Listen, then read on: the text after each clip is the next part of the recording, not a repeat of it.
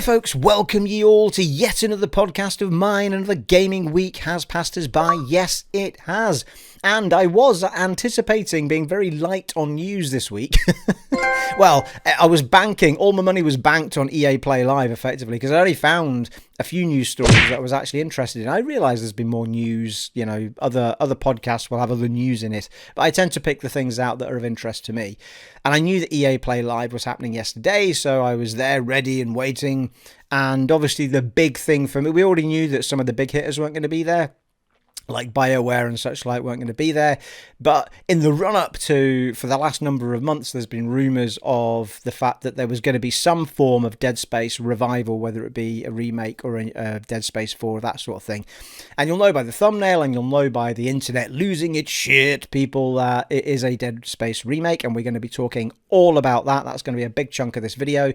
There were a couple of other stories that I was going to throw in for good measure. So I think what we'll probably do is I'm going to break down, people. Let's get straight to it. Should we get straight to it this week, people? Straight into the story. So just one thing, and obviously we are going to talk about, I raised last week, I put a community message up saying if you had any questions for me relating to the gaming, well, to any gaming stuffs and channel stuffs, then to leave me some questions. I've had 3 questions in there. Well, 3 people leave a few questions as it happens.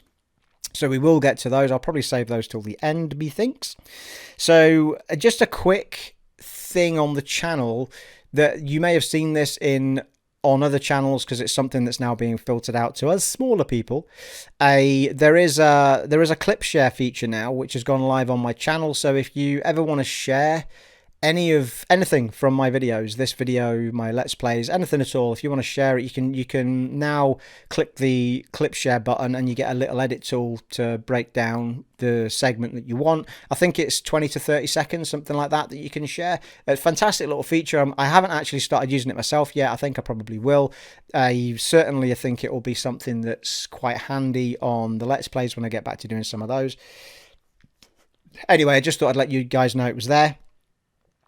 So we'll move swiftly on, people, to the EA Play Live. So we're going to do the EA Play Live, then we're going to do, I think we'll go straight in then from that to Dead Space Remake and talk a bit more about it and what I want from it, people, what I want from it. So I think it's important to talk about it. Maybe they'll start listening. They have already said they're listening to the community, so, you know, fingers crossed that they pick up little videos like this, or I'm sure they'll watch bigger ones than me. But you know what I mean, people. If we don't say it, we'll never get it, will we? So let's have a look. So I'm going to dive into my notes from the EA Play Live, and then we'll take things from there, people. We'll take things from there. Pretty sure that's what we had here. So I'm not going to spend a lot of time on everything that was talked about. There was a little... So it kicked off with a little 15-minute pre-show thing. They showed off Sims 4 Cottage Living. They showed off a little bit of Lost in Random. Now, I do want to talk about Lost in Random. There's a little picture of it behind me. I've got a few snapshots of old Lost in Random. There's another one. This game is seriously piquing my interest. I had no idea it existed up until this EA Play Live. I'm sure it was in the Gameiverse before that, but the minute I saw it, I loved it. I love the art style of this game. I love the concept of it. I love the way the action was playing. They actually went into more detail on it in the main show, which started after that. They showed it. There was a lot of stuff in the pre-show. You know, you're going to get your usual football, you know, soccer and all that sort of stuff. You know, they showed off FIFA 21 and all that sort of stuff. So, I'm not going to go into any of that stuff. What I'm going to do is I'm just going to rattle through the main show stuff. So it kicked off, and then I'm going to home in a little bit on Lost in Random and, of course, Dead Space later on. So it kicked off with Xavier Woods, the wrestler, the pro wrestler from WWE. And to be fair to Xavier Woods, he's a good host. You know, he's reading from a script, obviously, but he puts his own bit into it. There was a few bits that were quite funny, to be fair, and I think it's difficult. Sometimes it's come out, be just a straight guy or just be nice, or come out and do something a bit different. At least he tried to be a bit different with it. So host-wise, good choice. And Codemaster joined EA at some point recently, and they are responsible for things like the Dirt games and the Formula 1 games. They seem to be all into the racing games, the Codemaster developer. And they kind of, he talked a little bit about the fact that they joined the EA. Do you know what though? They've joined EA, right? So the EA have bought them over effectively. So Codemaster is now an EA company. I would like, I'd be, I don't know. Things are changing. Respawn are showing EA that there is a world there for single player games and for original good games that and BioWare as well. I think they've realised with BioWare and the nightmare that was Anthem. I think they're letting them get back to their stuff now with the new Mass Effect game and the new Dragon Age 4 or whatever they decide to call it. But if I was an independent company, and I'm not saying indie developer because they're bigger than that. And I think a company of that size, I'd be very reluctant to be joining EA because you've only got to look at Visceral being shut down in the first place to see how badly they managed Dead Space and how, that's still in a shocking shame that Visceral went under. I know they did other things. They did Battlefield Hardline as well, I think, Visceral, and Dead Space 3 had far too much interference from suits. You could tell it was all over it. You could tell it sneaking its way into Dead Space 2. I don't want to get sidetracked on a Dead Space. But I'd be very concerned as a developer like that to be soaked up by EA, because the minute they get bored, it's like, well, do we need them anymore? And you've got no control over it. If they want to shut you down, they'll just shut you down. So it's a little bit concerning for me that they're buying up new devs. That said, the one thing they do seem to want to have more of is sport games, and they're all about the driving games, and they're all about the driving games that I guess other people don't do, like Dirt and Forza Horizon, I suppose, is touching on some of the stuff they do. But anyway, it led on to they had Xavier Woods had a conference call with I don't know what her name was, but one of the ladies from the developer, one of the developers, just happened to be a lady. Had a good chat with her, and she was showing off. She was a good presenter, actually. She was good at chatting back to him and remembering all the stuff she wanted to get across and all that sort of thing. And they showed a trailer for the new game, which is Grid Legends. It was the world premiere, and it's coming in 2022. I'll have shown you probably a trailer behind me as that, but it looks really, really cool. I know that Dirt 5 they got the enhanced, well, call it enhanced editions, the new gen versions were done, and they got a decent enough review, but I think there was still sticking moments in them in certain places and stuff, especially when you try to push out 120 FPS, I think, but I think even 60 FPS was a little bit sticky in places, from, if I remember rightly, from Digital Foundry. But let's bear in mind that it wasn't built for new gen. It's a patch, so we'll see how life goes on as they build stuff in the new generations. But anyway, I'm happy for them. It looked a super fun game. If you're into racing games, it has places all over the world, loads of different racing types, loads of different car types, So it does look really, really good. 2022, people. Not even a month, so keeping their options open, I think. They then moved on to Apex Legends Emergence, which is out on August the 3rd. By all accounts, I think they're adding in the big thing they're pushing is the new character with new moves, new powers, all that sort of stuff. They didn't really show off in-game footage of the character playing that I saw. It was all sort of cartoon animation movie stuff that they showed. They showed 2 trailers and they were both movies effectively, so you didn't really get to see him in action. It showed you his finishing move at one point, but you didn't get to see him in action as you would see him in the game, because obviously you don't see the character in the game, but you could still see somebody playing as that character. It would have been useful, but they didn't. Maybe they're just saving it for the fans to get their hands on it first and foremost and see it up close and personal, people. So there wasn't really much more to say about that. I don't play Apex Legends. I don't play online games, generally speaking. Certainly not PvP. So I realised that Apex Legends is super hot. Again, it's Respawn, isn't it? I mean, it's a super hot property. It came out of nowhere, that game. People didn't even know it was being made, and then it just appeared a number of years ago, and everyone just loved it. It just threw a slightly different element into the PvP world, where I think there's more people feel comfortable going in and playing it than would feel comfortable going into Call of Duty online, for example. There's a little bit more of a fair way of getting some sort of result, So it's not just about going in and dying and dying and dying. Anyway, if you're an Apex Legends player, that is coming out on August the 3rd. Right, Lost in Random. Will I do Lost in Random first? Yeah. Well, I'll tell you what. Let's leave Lost in Random till the last segment of this before Dead Space, and we'll do those both together. So there was Lost in Random. I'm going to come back to it.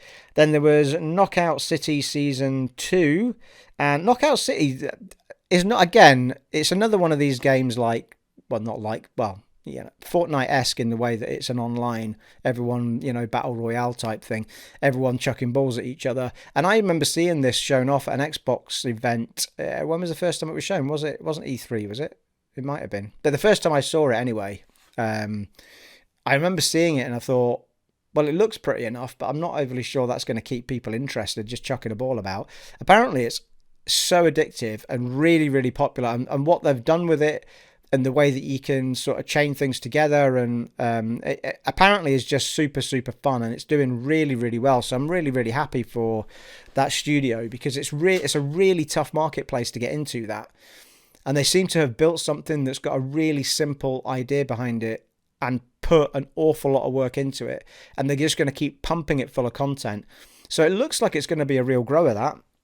And seeing Season 2 come along that quickly is quite impressive to see for an online game. So if you're into your online games and having a bit of fun, also, it's quite nice to see a game that isn't violent. Like, it's not about shooting or killing people. It's about hitting them with a ball and, So I like that. I like that someone's come up with a game that hasn't got death all over it. I'm trying to think now, is there any other game where you don't kill people to, a big one anyway? I can't think of one.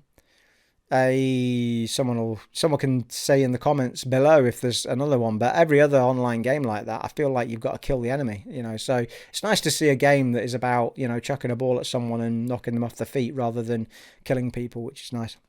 Assuming they don't kill people with the ball, Someone will probably say in the comments now, yeah, but it's a death ball, Steve, you know what I mean? To get hit in the head, deed.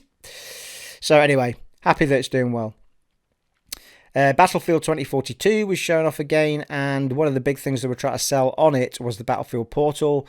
And the Battlefield Portal basically allows all the players to effectively set up their own maps. So that, you can mix and match, right? So they're selling the fact that you can have a tank against 20 people on something else, or you can have 30 people from World War II against 10 people from now, modern day. So the modern day 10 have got better weapons, but there's 30 of the World War II people with their weapons. And they were mixing and matching all these different battle systems you can have. And I think, what an amazingly good idea. Because the one thing that gets so mundane with these online games is it's the same map. Well, so let's say the same 4 or 5 maps over and over again, capture the flag, most kills, and it's the same stuff over and over again. And doing it this way, it's all about, well, depending on what you set up, but, it's like that's a straight off who's going to win that battle between 30 World War IIs against 10 modern day soldiers, or whatever it is you decide to do. And I just thought, what a really, really clever idea. That just puts the fun in the player's hand. They can drag stuff in, say, yes, I want that. No, I want that. Yes, I want this type of soldier, this type of weaponry. All sorts you can do with that. It's an absolutely fantastic idea. It's really, they're turning the Battlefield game into a sandbox sort of game where you get to create what it is you want to play.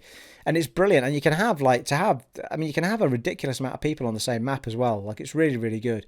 Really, you can set up really big open maps. It looks so much fun. And then they've got this new, I think we've talked about it in another vlog, but they've got the new whirlwind feature, or typhoon, whatever you want to call it. But it's a big, massive whirlwind that starts coming into the fight. So there's already chaos everywhere. And then this whirlwind starts coming in and picking everything up and throwing it about, can pick you up and throw you about, throwing choppers out of it and explode it. It looks incredible. Like, you know what I mean?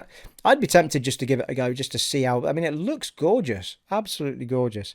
So anyway, yeah, Battlefield Portal looks very, very impressive, and a great, great idea as far as I'm concerned. I think people are gonna love Battlefield 2042. I think it might actually draw people in that may not actually be people that like Battlefield in the first place. I think there'll be a lot of people going into that game just to check it out and see what kind of games they can create for each, for their mates, and it looks fantastic. Okay, right, let's go back to, before we go on to Dead Space, let's go back to Lost in Random. Now, this, I love the look of this game. The art style immediately made me think of sort of Tim Burton animation stuff. And it's got that real dark, sinister story, lore in it. Kids' story sort of lore, But it looks super cool. And everything about it looked good. I mean, so far as I could tell, the only thing that niggled at me a little bit was that when you selected to speak, there was no voice.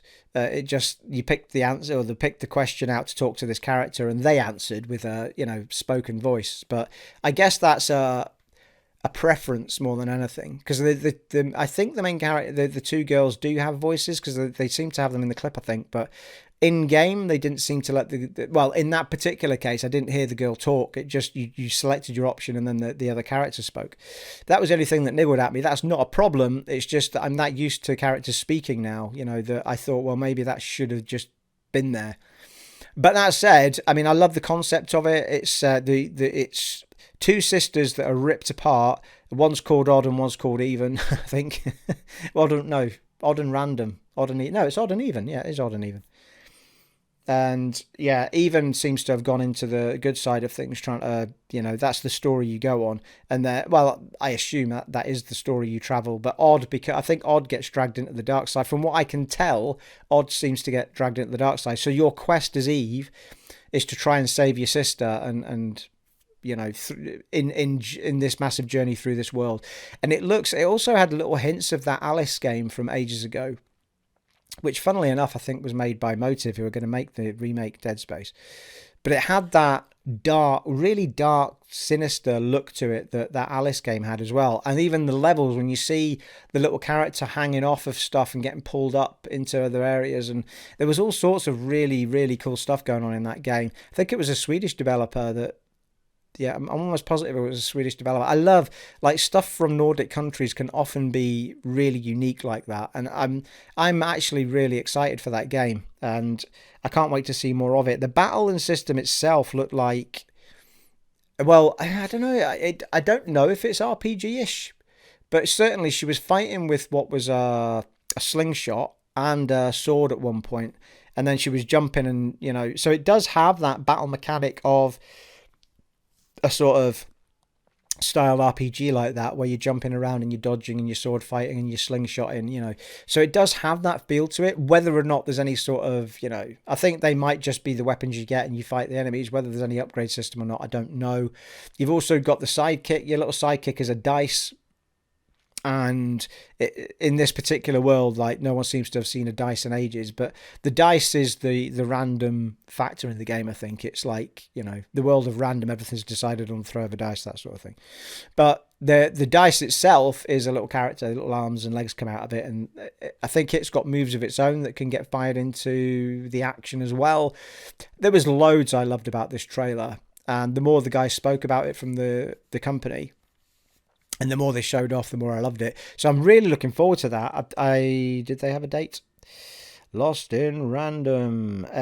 September 10th. It's out on September 10th, and you can pre-order it now, people. Although I probably won't pre-order it. But yeah, September 10th. It's not that far away. But honestly, Lost in Random, I'll have shown you the footage behind me that they were showing off. And yeah, if you want to check out more on that, then go YouTubing it and Googling it, people. But it looks gorgeous. Absolutely gorgeous. Where are we?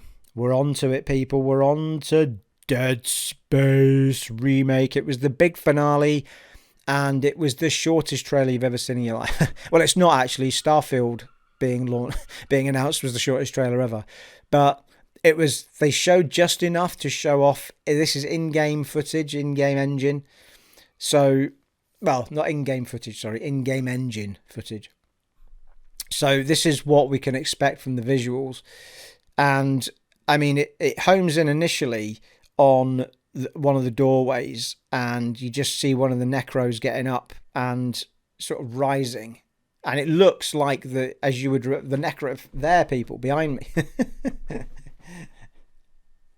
It looks like this Necro here, like one of those with the big spiky arms, and it stands up, upright with the chest open and all that.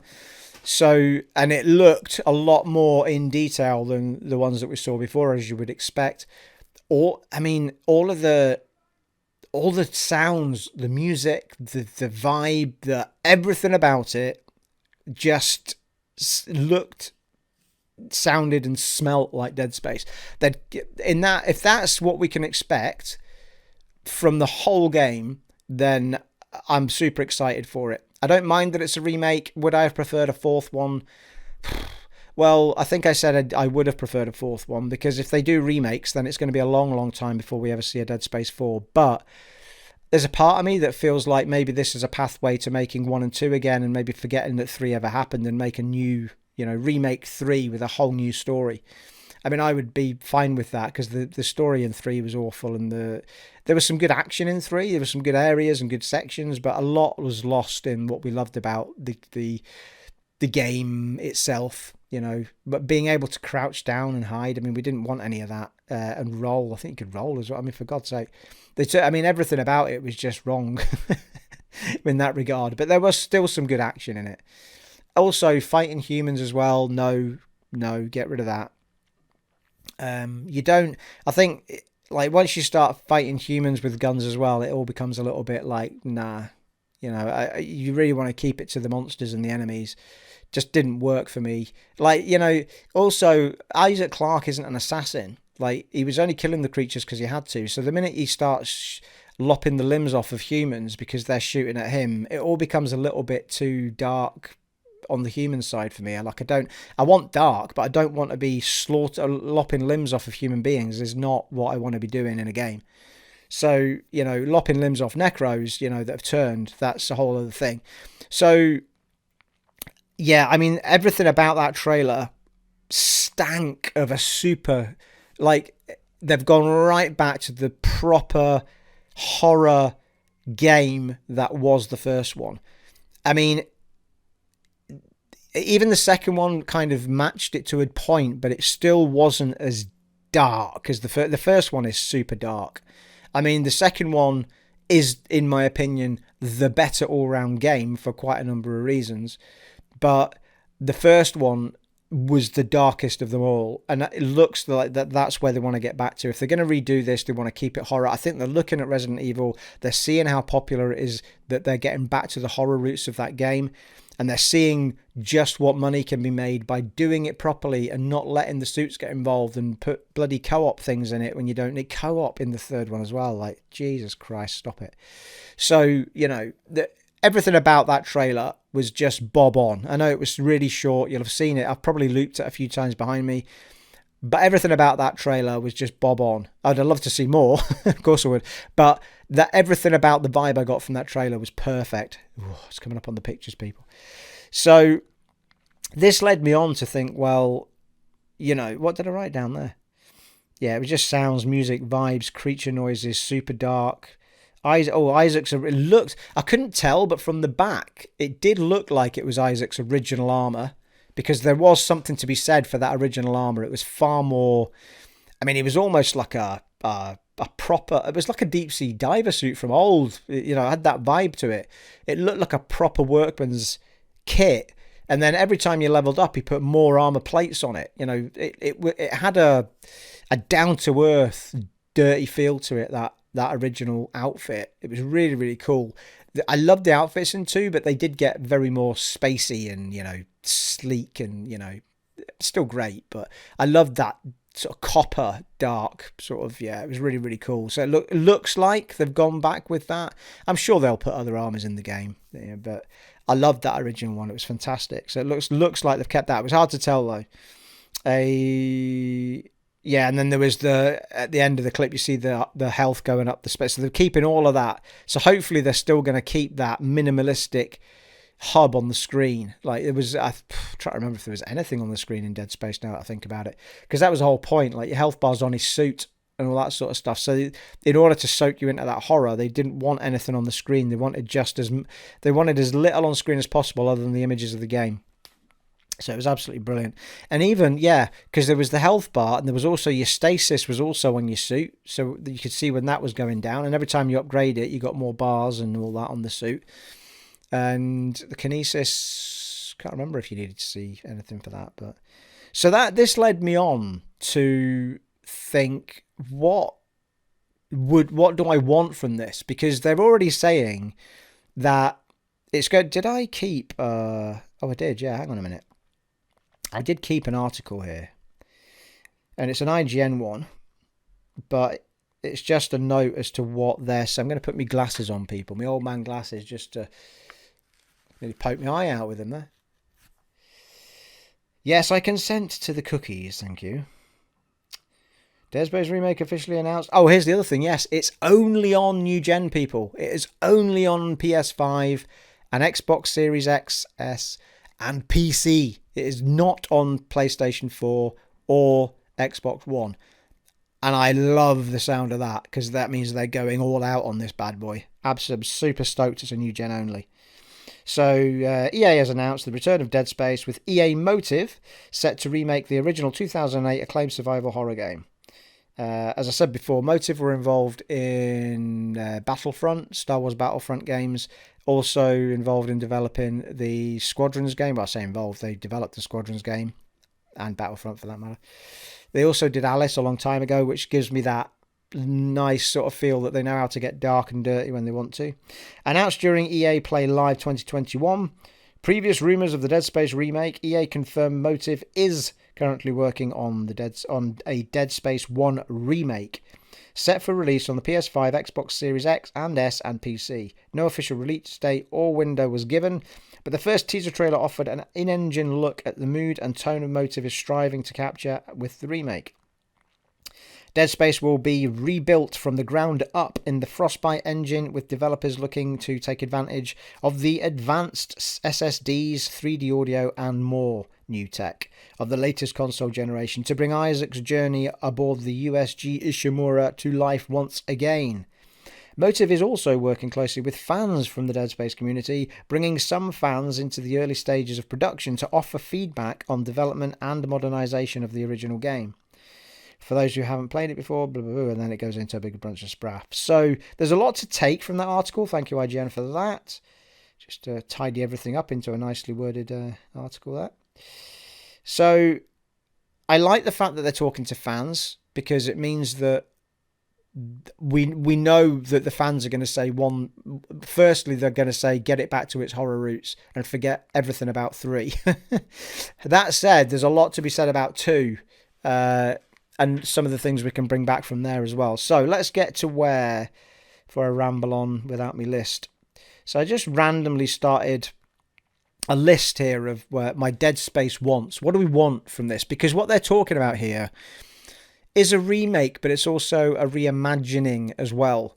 So what they're saying is they are rebuilding it from the ground up, but I feel like they want to put their own extra bits in this game. I don't think we're going to get a scene-by-scene remake, which I would still be okay with, to be fair. Let's just get that out of the way. I would be absolutely fine with that if that's what it ended up being. But we feel like what they're saying is they're going to put their own stamp on the game as well.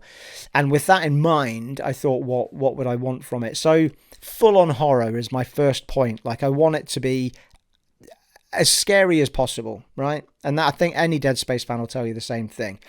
You know, creepy as they can get it, second point. Super disgusting necros. Well, with that technology, I mean, the necros, I mean, yeah, they were super disgusting already, but, you know, we can get proper drippy and slimy and all sorts of stuff going on with the necros in this new gen worth of power, people. So we can get all sorts of necros going on. Do we need more necro types? I never felt like there wasn't enough of those. I mean, I did feel like we got quite a good mix, but you never know. They might want to put their own necros in. There's some great necros in that game. But they might start to put extra enemies in of different types that they come up with. Expanded areas, but still linear. Yeah, expanded. I wouldn't mind them expanding it, but I still want it to be linear. I don't want any sort of open world thing. But what they could do is open the Ishimura up a bit more, because it was a massive ship and we only went to parts of it. So they could, in theory, make it a slightly bigger journey and open up more of the ship's areas, have more battles that we didn't see before, and that maybe then you can introduce more Necros that weren't there before. I mean, there's all sorts they can do, really. So, I mean, if you consider the second game was in a space station as opposed to a spaceship, we got a lot more area to cover there. But I feel like the Ishimura, we could get a lot more out of that ship. We could see a lot more of it.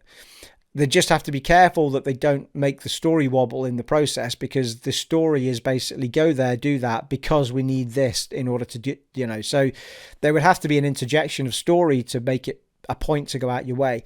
That also said, it could be side missions that they introduce, so that, yeah, you can just do the linear story again if you want, but if you go off to do the side mission, then you get to see more of the Ishimura. So there's all sorts they could do with it, but I still want it to be linear. I don't want it to be some sort of open world ship. I mean, to some degree, Resident Evil Village looked like it was open, but it wasn't really. It was still a linear game. The village itself is just a hub with lots to do and unlock as you go through the story. It's still linear, So we still want it to be kept nice and tight, just maybe open up more areas. Where did I get to there, people? More necrotypes, expanded areas, yeah. More ship, perhaps, big question mark. Yeah, the same sounds, the same vibe, but that's exactly what I got from that trailer. So it looks like they're keeping all of that, all those noises and creepy, just perfect. They kept it, probably just enhanced it digitally, 3D audio, all that sort of stuff. Same voice actors. Well, here's a thing that if you've played this game, you'll know, people. Isaac Clarke did not have a voice in that game. It was all part of what made it creepy to the developers. They thought if they give him a voice, it's going to take some of the creepiness away. So we're just going to have him as this silent character who never says anything. It's all the other characters. He just gets sent to do this, that, and the next thing. He's just an engineer, remember? But there was an element of that where it was like, you would, in that position, you wouldn't say nothing, would you? If they're flying at you or people are, you'd be saying all sorts. So it's going to be very interesting, because they do give him a voice in the second game. So it's going to be very interesting to see if they stick with what the original game did and don't give Isaac a voice. In fact, you didn't even see his face in the first one. There was one place you could see his face, and it's right at the very beginning of the game on the ship as you're coming at the Ishimura. You can pan the camera around.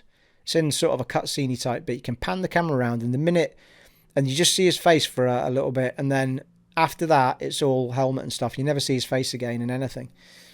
So a lot of people didn't know you could do that. I didn't until somebody told me. So do we want the... Yeah, I mean, so the answer to that is, another question to it is, if they do put a voice in it this time and give him some dialogue, do they use the same voice that was in Dead Space 2 and bring that actor back? And I think absolutely. I love the guy who played Isaac in the second one. So it's going to be interesting to see what they do with the voice actors. There were voice actors in the first one, the people that you're with when you land on the Ishimura. Are they going to use the dialogue that was recorded already, or are they going to record it again? I mean, it'd be interesting to see what they do with this. For my liking, I don't know. Maybe do it again. Maybe doing it with different actors is just going to give their own stamp on it, bring people in that can add something to it, add more characters. You never know. If you're going to open up areas of the ship, you might find other people, they won't survive. No one ever does, people. Anyway, it's going to be interesting to see what that... I won't mind one way or the other. If they leave the voice out, it will still be fine. If they put the voice in, I think it will just, lead on to them inevitably doing the second remake of the second one. So, yeah, that'll be an interesting one. Same music? Well, absolutely. I've said that already. I would stick with it. Re-record it, fine. But it looks like they're keeping the same music, music and sounds and all that sort of stuff. Expanded areas we've talked about. Yes, well, the weapons. Yeah, I mean, the weapons and abilities that you have. We'll talk about telekinesis in a minute. We've got... Oh, kinesis. Was it called kinesis or telekinesis? I can't remember now. I think it was kinesis now that I think about it. This is where the last one kind of almost had a good idea, and then it just didn't feel right, where you could sort of do a lot of weapon building and all that sort of stuff. With the other two, the first two, you just kind of get new weapons as you go on, and you can enhance them with the nodes, and I always preferred that. I loved finding the nodes and finding where they were all hidden, and and then leveling up your weapon and then putting the extra powers on the tree and all that stuff. And that all vanished in the third one. So I really hope that they stick with that. I hope they stick with that format. I want the nodes back. I want that ability to be able to power them up back. Could they possibly bring in the ability to smelt your stuff together? Maybe, if they do it right, but it just didn't feel right in the third one. So it'll be interesting to see what they do there. And we have to remember, we want all the weapons to be tool-based. Like, the whole point is that he's fighting these things with tools that he would use for doing maintenance. You know, the plasma cutter is a tool. It's not a weapon. And he's just using it as a weapon. And it's the same with the line gun and the same with, you know, the javelin and all this sort of stuff. It's all made. It's either all already a tool or made from parts of tools. And I think the only exception to the rule in the first one might be a machine. I can't remember if you get the machine gun in the first one, but anyway, if there is an exception, it's the machine gun. And I think that was the same in the second one as well. In the third one, it all went a bit haywire. But yeah, we want all the weapons to be tool-based. We don't want them to be weapons. We don't want machine guns. We don't want, you know, shotguns, all that sort of stuff. We want them to be tools. That was one of the beautiful things of this game, was you were using these weapons that were made up of maintenance tools that are used to take care of facilities and ships. So we want to get back to the roots of that. Could they enhance it? Sure. Should they enhance it? It depends how they enhance it. And that would be a real... I think the true fans would probably want to keep the weapon structure that was in 1. I'm not overly sure they would want much more done to it, but they could enhance it. I just hope if they do, they don't do too much with it. I just loved it. I loved the way it was done. I mean, very little for me. Same with the powers as well, which brought us on to, I mean, for me, basically I would take, I always said that if I could have Dead Space 1 with the mechanics of Dead Space 2, that would be the perfect Dead Space game, technically speaking, because it was missing just that refinement that they got right in the second one. You know, things like the stomping was a little bit more frigid in the first one than the second one. Things like, you know, the moving around was a little bit more fluid. Everything just was that little bit slicker. And the kinesis, which was the ability... I'm getting this right, aren't I? Kinesis is the one where you grab and throw stuff, isn't it? That was the... was that the slowdown one? I'm forgetting now. Anyway, whichever the one is where they picked up and threw it. Because there was one where you slow stuff down as well. What was that then? My God, people, I'm having a mind blank. But anyway, we'll call it kinesis. You can tell me if I'm wrong in the comments below. I'm sure it was kinesis though. So he's got this ability to... It's on his suit. It's not a superpower. It's on his suit, and he can rip... You could basically pick things up like poles and shoot them into the enemy, or you could rip their limbs off when you'd killed them and fire them back at them. You know, the sharp claws that are on their arms and stuff. And they were lethal, those things. In the second one, this is. The first one has it, but you can only really use it to pick up boxes and stuff. It's not... You couldn't really use it as a weapon. It wasn't particularly great. You could throw a big, chest thing you picked up from the floor at them. It didn't seem to do much for me. But if they could build in the kinesis from the second game into the first game, that would be an absolute winner. I mean, that was my prime way of saving ammo constantly through the game, especially when you're playing on the hardest levels. I mean, you just use kinesis as much as you can, and you're just not wasting all your ammo. It's brilliant, absolutely fantastic. I remember me and Craig would play the first levels, and it was all about on the hardest difficulty with only 3 saves in the second one, and you would the very first section. It's right. Don't waste ammo. Like, get the limbs off. Quickest way to kill them is get the limbs off, then finish them off. But by the same token, that first area where I think it's like a hospital bit near the beginning, sort of not in the first one, second one we're on here. There's a very whole section there where we're trying to kill them as much as we can, like shoot the first one down, rip its limb off, use the limbs to kill the second one, rip its limbs off, and keep going. And by the time, if you do it right, I mean, it's easily done wrong, but if you do it right, you've got loads of plasma cutter ammo to get you through, whatever. I think there was an achievement for just plasma cutter, wasn't there? We'll come to achievements though. Battle mechanics of 2 we just talked about. Node level ups we talked about. Can they expand the crafting? We talked about that. 3. It brings me to the trophies, really, which is I mean, this is, anyone who follows the channel knows my first ever maxed out 1000 Gs was on Dead Space and Dead Space 2. And I played them pretty much back to back because I didn't discover Dead Space until it had been out for ages. And then Dead Space 2 landed very soon after I finished it. So I played them first on the 360. Then, because I loved them so much, it wasn't long after that I got a PS3 Slim, which I still have. And it's down here in this rack here in the new setup, which you can't. Well, yeah, actually, I think you might be able to see just the top of it, maybe. Or that might be the PS2 you're seeing. I've got the PS2, the PS3, and the 360 at the bottom. And then I bought them all over again for the PS3, and I platinumed them on there as well, just because, I wanted to do it all again and get those. But there were some cracking trophies in there. The first one had its hard mode and its super hard mode, all that sort of stuff.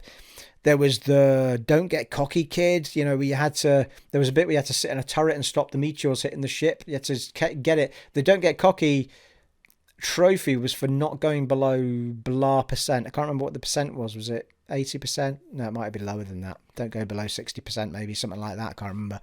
That trophy was actually quite hard to get. You had to practice a bit. But yeah, I mean, there was all sorts of trophies in that game that were fun to get. They had the usual ones, which were like kill a certain amount of enemies with all these different weapons, which are kind of bog standard. So there's a bit of me that feels like I'd like them to keep all the original trophies. I wouldn't mind them adding a trophy into the first one from the second one, which was defeat the game in only 3 saves. Because that was an absolute... to get that's probably the best felt trophy I've ever got. The feeling when that popped. And the tension it put in the game as well. Because at any time, if you make a mistake, you could lose 2 hours of gameplay. It's not like Dark Souls where you're always going to be frustrated. It's like you're going out your way to get the trophy, so you know what you're letting yourself in for. So it really is a case of just mastering your abilities as Isaac Clarke, just in maneuvering him. And also by that point, you'll also kind of, me and Craig were kind of learned what, we kind of remembered what jumps out here, what comes up there. And there was all sorts of things that could kill you. I mean, there was those little ones that made a weird noise that were dragging this massive yellow ball of pus, and if it blew up next to you, you were dead in an instant. I mean, that and there was a segment in that game where it climbs up in a really restricted place. I think you almost had to try and shoot the arm off it without touching the yellow stuff so that it just drops to the floor, and then get the feck away from it and blow the thing up. Or there was some terrific trophies, especially in the... So, I mean, if anything, the only trophy I'd want to see added is maybe the 3 saves only mode trophy stuck in the first game would be fantastic. But if they left the trophies as they were in the first one, I wouldn't be that bothered. But it depends on what they add to it. It depends on what they add to the remake as to maybe what extra trophies I want to throw in there. So, anyway, that's my initial thoughts on it all. Let me know in the comments below about anything you feel you would want added to that game, what you might, your memories of the games, your feels on it, just in general. Are you happy it's a remake? Would you have preferred a 4th one? I'm kind of happy at this point that it is a remake, because I feel like Motive will get their opportunity to put their own stamp on it, and might even, as I say, get the opportunity to then remake the second one if we do well on this one, and then maybe just do a new third one. Just forget that happened, start the third one again, and just, do their own third one would be amazing. I'd love that. I mean, it's going to be many years away, that, but yeah. Super stoked for that, people. How long have we been talking for, people? Oof. We're about 40 minutes, people. I've not even got to questions yet.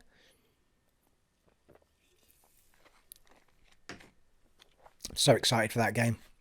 There's not even a date or anything. I mean, the very fact that that clip or trailer was so short suggests to me that it's a ways off, that game. But just to know it's in the making... super exciting. Or maybe it's just a teaser to tease us, people. Maybe there's more ready than we think there is. Right, where were we? Where's my podcast notes, people? All right, just a couple of quick things, and then we'll go on to the questions. Ghost of Tsushima expansion. Yeah, new footage of the expansion for Iki Island has come out. And I have to go and play this game. Like, it's now got a 60 FPS mode. I was actually enjoying it. I think I played it for a good, I want to say maybe 7 to 10 hours. And then I got sidetracked onto something else. I had every intention of going back to it. and just never did. And then at some point I thought, you know what, I think I'll wait and see if they do a new gen. I think new gen hit. I think that's what it was. And then I thought I'll go back to it once we get some sort of update that, you know, and it has done now, got its 60 FPS, as has The Last of Us Part 2, as has, which I have finished, but I want to play again on 60 FPS, and has God of War also got its 60 FPS. So they've been doing it on all of them. I think the only one that's frustrating me is Horizon, because I haven't finished that game. I do want to give it another go, even though I have my frustrations with the RPG elements to it. But I would absolutely give that game another go if they put a 60 FPS patch on it. So, yeah, I need to get back to Tsushima at some point. I've got every excuse to now. I need to finish Dead Island, which I'm now about to hit Act 3, I think. So I'm pretty close to the end, I think, by the sounds of that game. I've been loving playing Dead Island. I haven't actually gamed at all in about 2 weeks now because it's been so hot here. I've got the curtains shut again, and I've got every light in this room pointing at me, including the little ring light. And it's roasting. Everywhere else is cooling down because I've got all the windows open, but I've shut the curtains because it was just beaming heat through the windows. I have to shut the window though, so once I've finished recording this, the window will be getting opened again while I actually edit it all here next to the camera. So Ghost of Tsushima expansion, new footage was shown for Iki Island. I think I didn't take a note of the date that it's out, but it's out soon, people. It's out soon, looks gorgeous. Crysis Remastered Trilogy is autumn 2021. I saw it. I got an email about this today, so I thought I would mention it in the news. It does seem to have been announced a while back, though, but I don't know why they're suddenly sending emails out. I suspect because autumn 2021 is fast approaching. I loved Crysis 3. I want to say Crysis 3. Was it 3 or 2? No, it was Crysis 3. I'm sure it was. I played it on the Xbox 360, and I finished that game. I'm sure I did. And I really liked it. I loved the game. I thought it was really, really good. But everyone says how good the original Crysis was, and a lot of people, especially PC players, say they just wish that they would have sorted the engine out so that it played a lot smoother and da-da-da-da. Now, it does look like, well, it is, in fact, at 60 FPS, the remaster, because I was watching the game, well, I'll show it behind me. But it was all flowing nicely at 60 FPS. Bear in mind, I don't actually post these vlogs up at 60 FPS, but the images I'm showing you were shown to me at 60 FPS. And it looks absolutely gorgeous. I mean, I might be well tempted to go and play Crysis 1. I've never played Crysis 1. But 3, I loved it. It was all sorts of alien stuff going on, wasn't there, in the third one? Crashed alien spaceships and all sorts. But it was that big suit he was in and everything, all the powers you had with it. It was really, really cool, Crysis, I have to say. Anyway, autumn 2021, it's coming, and the trailers do look rather pretty, people. They do look rather pretty. Right, last week, finally, but not leastly, I asked you last week if you had any questions for me, and a few of you did indeed give me some questions. I'm going to put my glasses on, people, for this one. The old man glasses. In no particular order, apart from it's in order of who put it in there first. Okay. Yeah, we'll do it in order. Tuscan Wolf asks, hey Steve, loving the new PS5. Do you recommend Sony Pulse headset? I remember your video, but is it really any different from something like a quality Turtle Beach headset? And also, have you picked up Cyberpunk 2077? It's pretty fun now that most of the bugs have been squashed. Nice job on the football pool. Oh, thank you. Yes, I'm glad you joined in with that, actually. It was really good fun. We did a fantasy league for the Euros. It went really well. I think I finished mid-table. And I only had him by a few points, Indiana Drake, fella. Yeah, oh yeah, you used to be Indiana Drake, didn't you? That's why I meant Tuscan Wolf, Indiana Drake. Same person. The artist formerly known as Indiana Drake. Right, let's crack into the questions. The Pulse headset, I genuinely believe there is a big difference in the way that the sound works in the Pulse headset. There is a proviso, and the proviso is that the deepness of the sound on my top-end Turtle Beach is deeper, like the bass is stronger and just sounds a bit richer. But the 3D audio, but they don't do 3D audio. The 3D audio on the Pulse headset is amazing. Like, I mean, I just feel like that, and they're so light that there were sounds sometimes where I actually thought the sound was in the room, not in the game, because it does surround your ear, the whole thing, the way it's designed. And it's the same with the Xbox headset, the Xbox official headset that I got. That also does 3D audio. And I have to say, out of the two, I do prefer the Xbox design, the way that it's designed. I don't, on the 3D Pulse headset, I live with it, it's fine. I'm just not a fan of this auto sizing thing that's on it. I'd rather size them myself than the headphones make their own decision as to how high or low I want the earpieces to be. So that's my only gripe with that headset. Otherwise, at the moment, I always play my games at the moment with the Pulse headset on or the Xbox headset on. I don't use my Turtle Beaches at all unless I'm recording a Let's Play for you guys on the PlayStation, because the PlayStation is not capable of passing the sound through the Elgato capture device if it's going through a dongle, and the Pulse headset goes through a dongle that's plugged into the back of the PlayStation 5. And it's a real annoyance. Like, I mean, it would be nice to wear the other headsets, but I can't. So it just cuts the sound off from being captured. The Xbox headset does not require a dongle at all. And it also lets you connect two devices at the same time. So I can connect the Xbox and play my 3D audio sound on the Xbox. But if it's a game, say, where I'm wandering around, just collecting or grinding out some stuff, I can put my own music through it from my phone as well at the same time. So I'm getting both the game music and I did something. Oh, yeah, I did. I used it when all the Euro football was on. I put the sound of Dead Island on while I was playing Dead Island. I had the football next to me on the iPad with the whatever game I was watching at the time, and the sound from the game was also coming through the Xbox headset. It was absolutely superb. It was brilliant. But in answer to your particular question, is it worth it? In my opinion, yes. Are you gonna prefer it to your Turtle Beaches? I can't really answer it. There's a reason for me wearing either of them.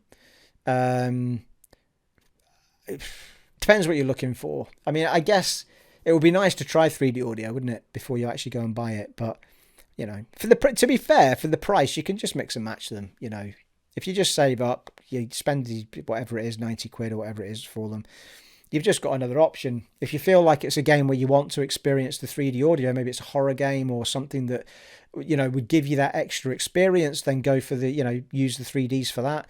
And if it's something that that you're not that fussed about 3D audio, well, then go back to your Turtle Beaches and use that for it. Kind of a personal thing. That said, it could be that Turtle Beaches come out with their own, because there's only a matter of time before we get more 3D audio options. So if you're in doubt and you don't want to waste 90 quid, maybe just wait for a Turtle Beach set that's got the 3D audio on them, and then you'll get best of both worlds. But you got to bear in mind that it's a mid-range price. So don't expect to be getting a £200 Turtle Beach sound out of them. But for me, I think this sounds fantastic. And as I say, the only reason I go back to my Turtle Beaches is if I'm recording on the PlayStation 5. I haven't bought Cyberpunk. I don't have. Like, I probably wouldn't have. Well, I say that. I was going to say I probably wouldn't have experienced a lot of the bugs on the PS5 anyway, but there were some. I know my son tried to play it on the PS5, Iron Root, and he just went, "Now I'm playing that when it's fixed." But that said, I'm not a massive futuristic world guy. Like, it takes a certain game to make me jump in, and it just, nothing about that world appeals to me at the moment. Absolutely, I will try that game at some point, and it'll probably be when it's like the price of The Witcher 3 now. And I just go, well, you know what? I'm not playing anything else. Let's give it a go. It's not that there's, I'm sure that game is amazing, but there's certain worlds that pique my interest, and that world doesn't pique my interest. It's just a vibe thing. Like, it's like I don't watch gangster movies because I just have no interest in mafia movies at all. Like, my dad always said, you got to watch The Sopranos. It's the best thing that's ever made for telly. It's like, I don't like mafia gangster stuff. It just doesn't give me a buzz. Like, I get no excitement from it. And it's the same with those sort of worlds. Every now and then one will land where I think, I quite fancy the look of that. Which I think we're going to talk about in another question, actually. So there you are, Indiana Drake fella, Tuscan Wolf. I hope that answered your questions for now. Next up was Jamie Orton. Hello, Jamie, sir. Hey, Steve. Loving these podcasts as always. My question is, are you going to be playing The Ascent? Definitely looks like your sort of game. I can't wait to play. Also, have you thought about doing any Let's Plays yet? Obviously, when you're ready. Cheers. Two clinking glasses. Well, cheers to you, sir. Yes, cheers to you. I will have a flagon after I've recorded this. Like, I've got into the habit now of not having my flagon while I record, only because I've been recording earlier. I suppose it does make for a less wobbly eye when I'm editing it all together. Well, I put this a little bit more. In answer to your questions, Jamie, I did not know about The Ascent. I'd heard people mention The Ascent, and for some reason, I don't know why my brain went there, but it went to some weird game that I think what was that Fire one? I think that's where my brain went, walking around a forest and stuff. But it's nothing to do with that. I went and looked it up after you asked the question.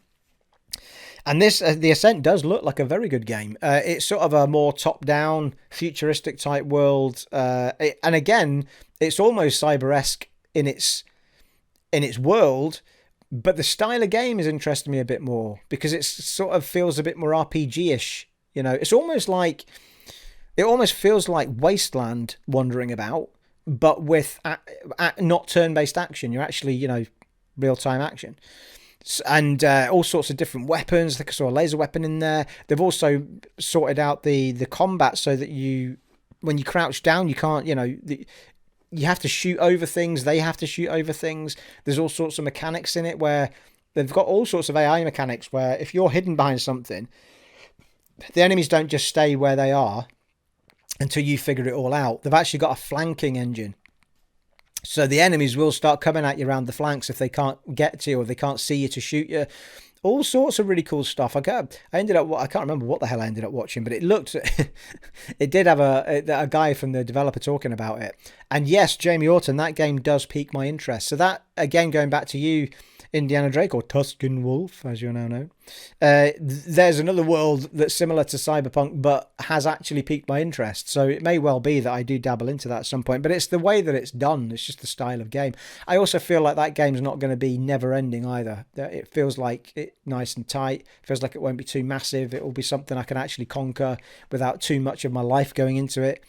And if I'm going to put a lot of my life into a game, it's got to be something that I love. Like I would put my life into The Witcher 4, but but not so much Cyberpunk, only because that's not a world that would grab my interest at that point. Am I going back to... So I hope that's answered your question about The Ascent. Yes, it has piqued my interest. And you, sir, are the reason it has, because you put it in my line of fire, my friend. So thank you for that. Yes, I have been on the brink of doing some recording, actually. I'm not in a place where I want to spend my world doing Let's Plays again. So I am going to pick wisely something that I think people might want to see a bit of. And my inkling at the moment is to do... There was a Let's Play I was doing. I might have mentioned this in another podcast, but there was a Let's Play I was doing which was for Dragon Age Inquisition. And it was on the Xbox One X. And we got to part 30, a Western approach I think we'd got to, or thereabouts, sandy area. I had every intention of carrying it on, and then things happened, new gen kicked in, blah, blah, blah. That game now has FPS boost, and I checked it out just to see what it looked like. I haven't actually moved on, done anything, I just ran around. And I was like, I need to record some of this. A, I just felt like I wanted to play the game again. B, it just was so gorgeous at 60 FPS. So I have every intention of... And I actually have my notes and everything ready because I still have all my notes as to where I got to with the Let's Play at part 30. I've got every intention of playing Dragon Age Inquisition from part 31, but of course part 31 will be on the Series X at 60 FPS with the FPS boost turned on, and everything up to 30 will be from the bits I did on the One X. So that's probably where I'm going to pop into, and I will be doing it sooner rather than later, I hope. I almost did it this week, but it's been so hot, guys, that I just haven't felt like gaming. Like it was so hot, I wanted to turn on as least things that generated heat as possible. So yes, it is starting to pique my interest to do some Let's Play again. And I think the first thing I'm going to do is some Dragon Age Inquisition, because I feel like there's enough RPG lovers on the channel that would want to see it playing at 60 FPS and would want to see a lot of some more Dragon Age Inquisition. So Even that last episode I put up had, in my little world is a lot, was 250 odd views, I think, something like that, which is a lot for a Let's Play that's gone on for 30 in my world. So yeah, it is starting to pique my interest again, the Let's Plays, yes. I know a lot of you have been missing it, and I do apologise for it, but I have said that a lot of it was mental well-being, and because I've not been doing Let's Plays, I've been doing a whole bunch of other things, instead. So anyway, we are nearly there, people. I think my world of getting back into doing a bit of Let's Playing is coming back to me, yes. So hopefully not too much longer, Jamie. Thank you for your questions, Jamie. And finally up was Billy S. Hello, Billy S. Thoughts on BioShock Remastered? I don't think I have heard you talk about BioShock before. Playthrough, maybe? Question mark. Someone else wanted me to do a Let's Play, which is lovely. Thank you for letting me know that you want them and that you miss them. It does mean a lot to me that you do miss them, so it's not a bad thing at all. Well, Billy, in answer to your question, I have played BioShock 1 in the past. I think I have a feeling that I downloaded BioShock Remastered to try it. And I think this was pre-new gen. This was Xbox One X, I think. And I think I found it really sticky. Like, it was meant to be playing super smooth, but it wasn't. It still felt really sticky remastered. And I remember watching a Digital Foundry thing on it, and I think they said the same thing. It was a bit clumsy. So I think the best way to play it at that point was still actually on the old, because it was on back compat. It was still smoother on that than it was in the remaster. I finished that game. I played that all the way through. I also played BioShock Infinite and finished that back on the 360. And the first one is by far the best one. The second one I never played because I didn't want to play as a big daddy. I think that was most people's problem with that game. So I wouldn't do it as a Let's Play. I don't think there'd be enough people on the channel that would want to see me do it. I love BioShock 1. I adored BioShock Infinite. I don't know, I fell in love with that game. But for me, the best game all round is still the first one. The environment underwater and all that, you can't beat that. Like, going up into the clouds in Infinite was fine. It was Infinite, it was called, wasn't it? Yeah, BioShock Infinite. It was all great and well, and Troy Baker and whoever played the girl that I now can't remember. Absolutely fantastic, great story, loved it. But that world in Rapture was you can't beat that. Absolutely brilliant. I mean, a beautiful, beautiful game as well. And I'd love to see that game playing at a faultless 60 FPS. Whether that is actually the case now, I don't know. I haven't investigated it. It's possible that if I stick that remaster onto the Series X, that it plays super smooth and I've got no problems. I mean, that may well be the case. I haven't tried it on the Series X as far as I can remember, only on the One X, and there's a vast difference. So I would absolutely be interested in taking a look at that and playing it at some point in the future. I've got, though, so much stuff to play that I'm trying to get to, and I just try and pluck something out that is piquing my interest at that time. And at the moment it was Dead Island, and I was really enjoying it, but then it just got super hot and I've not played games for 2 weeks. So I will get back to Dead Island to finish it, and then I shall move on to whatever the hell my brain was telling me to move on to after that. But there's so much there that I've still got yet to play. Thank you for your questions, guys. Absolutely loved answering those. It's been really nice, actually, to get your feedback and give you a bit of direct chat to respond to your questions. So I may well put another one of those up for next week and see if we get more questions from there. Don't be afraid to be the same person asking another question. Every time I put one up, just ask me more questions. Absolutely fine. It's great to have you guys talking to me like that. And I think we have reached the end of the podcast. Well, how about that? How did we do there? How did we do? Well, that's 50. I think that's about an hour. Pretty sure that's about an hour or just over. Not bad, eh? Not bad for an old fella with his specs on. I can take these off now, can't I? Finish on a high. Finish on a pretty moment, Stephen. Yeah.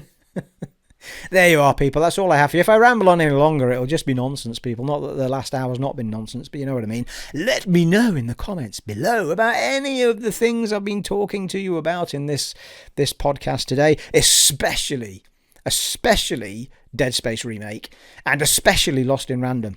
Throw questions at me about those two things especially, but about anything at all, people, about anything at all. It has been, yes it has, an honour and a privilege serving for you once again in this podcast of mine, and I shall see you in the next one, folks. Take it easy. Bye.